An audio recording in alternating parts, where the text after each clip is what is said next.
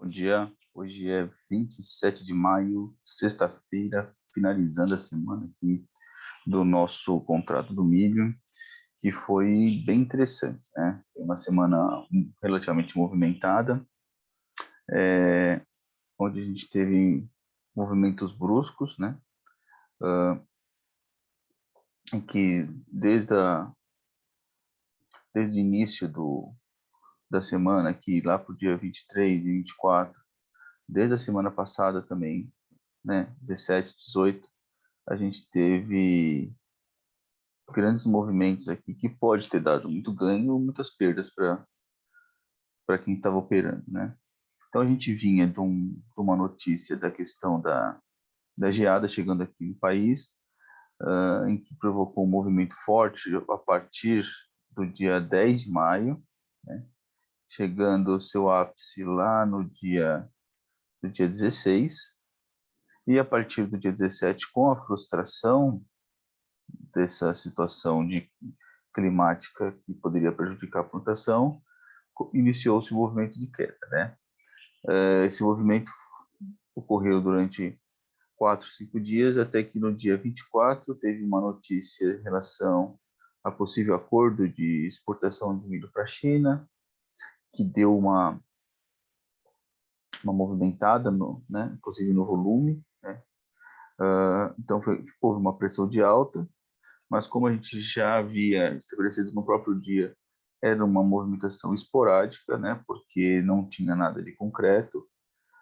Então, logo em seguida, inclusive no mesmo dia, ó, já deixou um pavio, né, ou seja, já mostrou uma falha nessa subida, e no dia seguinte caiu com força, né. E ontem, dia 26, essa queda continuou, devido a uma perspectiva baixista de forma geral, né, que a gente tem pressão de baixa nos Estados Unidos, né, nas cotações americanas, e aqui a gente tem também a entrada da safrinha, né? Então existe um contexto geral de baixa, e aqui a gente está entrando numa região importante, né, de resistência. Então essa região aqui que a gente já estava buscando entre 93,10 e 93, é uma região aqui que pode pode definir alguns movimentos grandes aqui para a semana que vem, porque esse ponto aqui, né, é uma resistência que já falhou 2 vezes aqui anteriormente, e por outro lado, né, ou seja, ela pode falhar e dar uma reversão de movimento, mas por outro lado, o seu rompimento, né, pode fazer com que a gente busque preços lá na região do 85, né? Então pode gerar movimentos muito grandes com a confirmação do seu rompimento, né? Ontem houve uma falha, né, do rompimento que permitiu até a gente fazer uma pequena entrada despretensiosa e sabendo já que não era uma boa entrada, né? Vamos colocar aqui no 20 minutos. O que aconteceu? Olha só, ontem o movimento foi bem parecido com o dia anterior, né? Abertura em gap, uma amplitude pequena e no final do dia uma pequena queda, né? Então ontem abriu com um gap até que grande, né, em relação ao fechamento anterior, né? O mercado chegou a variar 1,30. Só que aí chegou nessa região aqui, deixa eu colocar, chegou nesse ponto aqui da região deixa eu fazer esse tipo, da região do 93,10, né? Fez uma mínima no 93,10 e falhou essa continuidade de movimento, né? Falhou algumas vezes, e isso me deu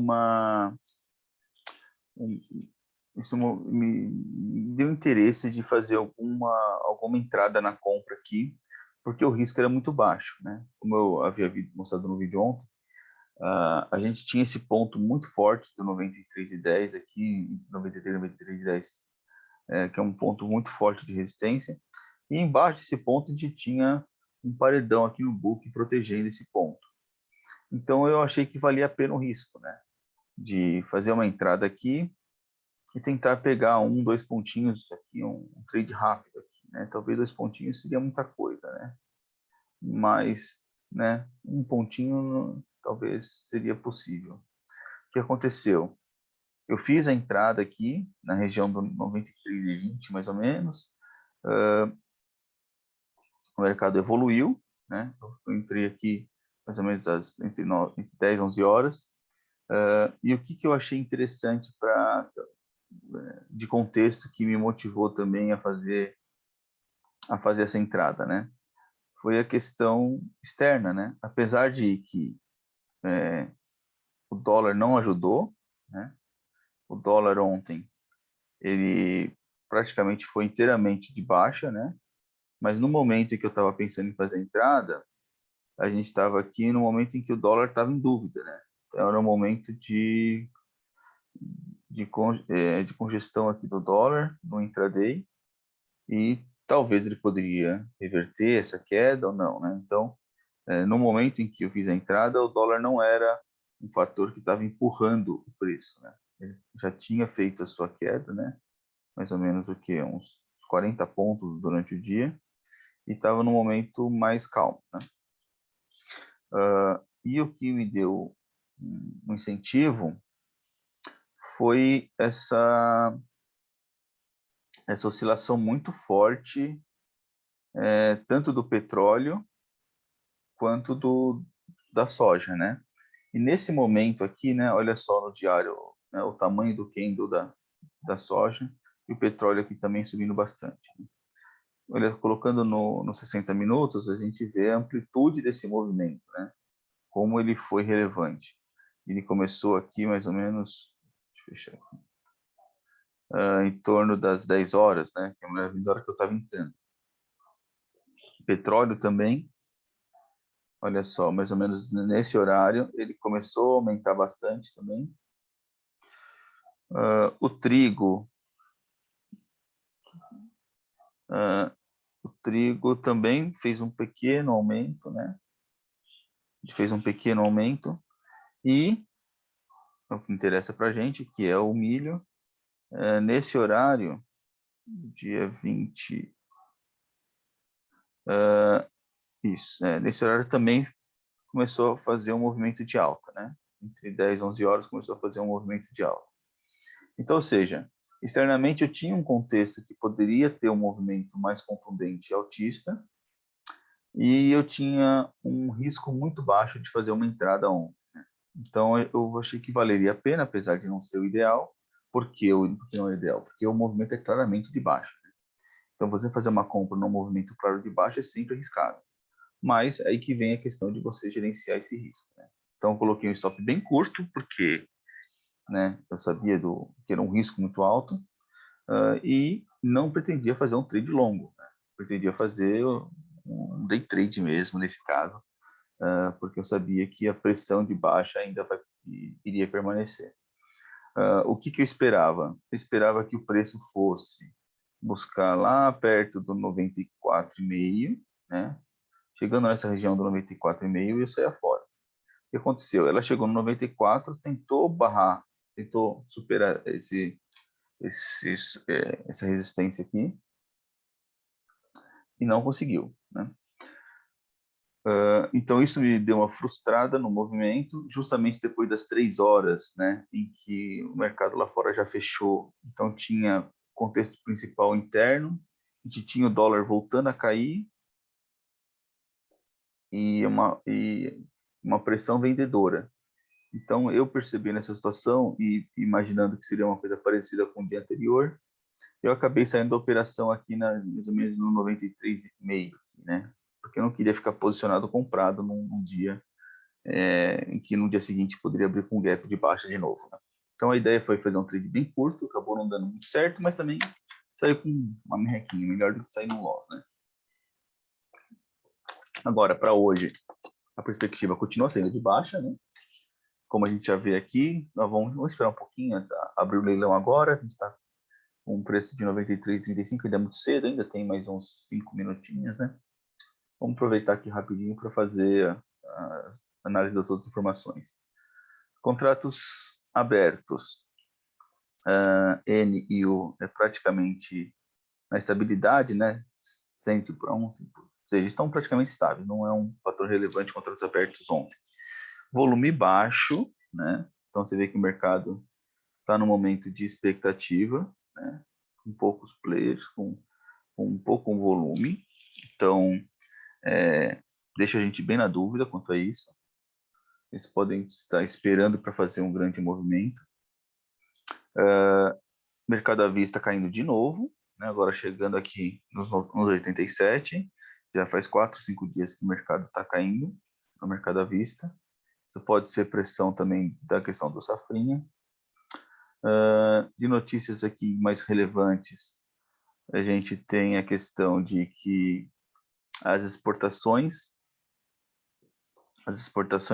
americanas foram, deixa eu ver aqui,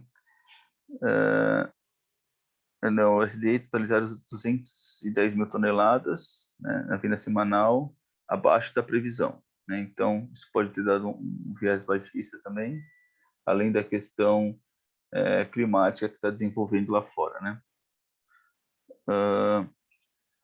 A gente também viu aqui, que eu achei interessante, que foi uma coisa que a gente já tinha discutido anteriormente, né? Que realmente aquele acordo lá com a China, por enquanto, é só uma expectativa muito vaga, né? A gente não tem nada em concreto.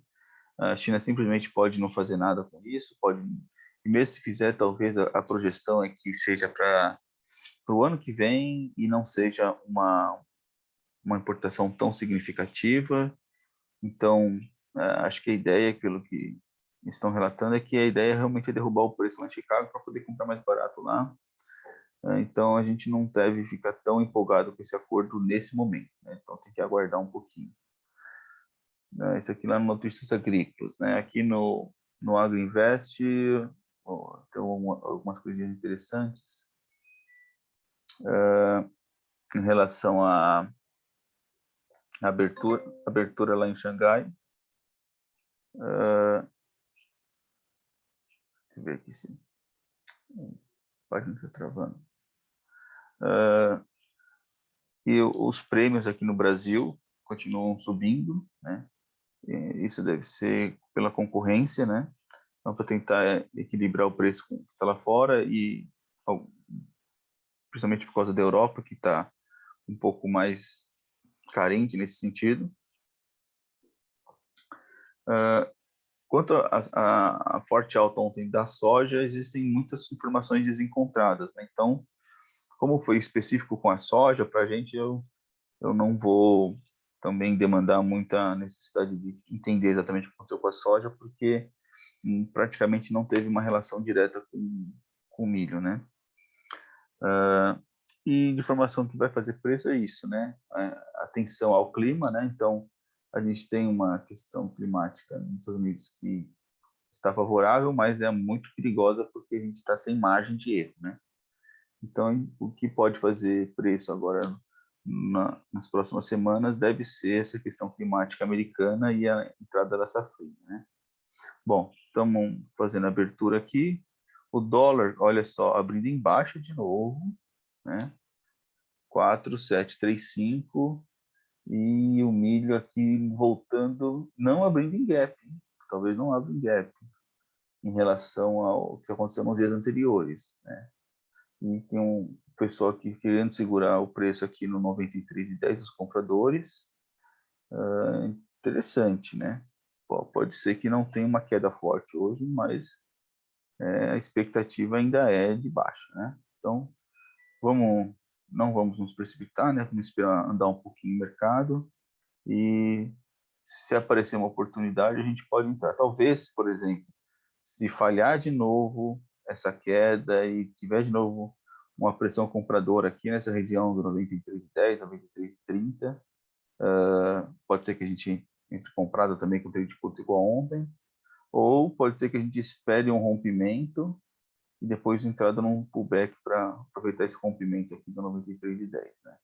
Mas como hoje é sexta-feira também, não estamos com tanta vontade assim de ficar operando sem ter muita certeza do que está fazendo.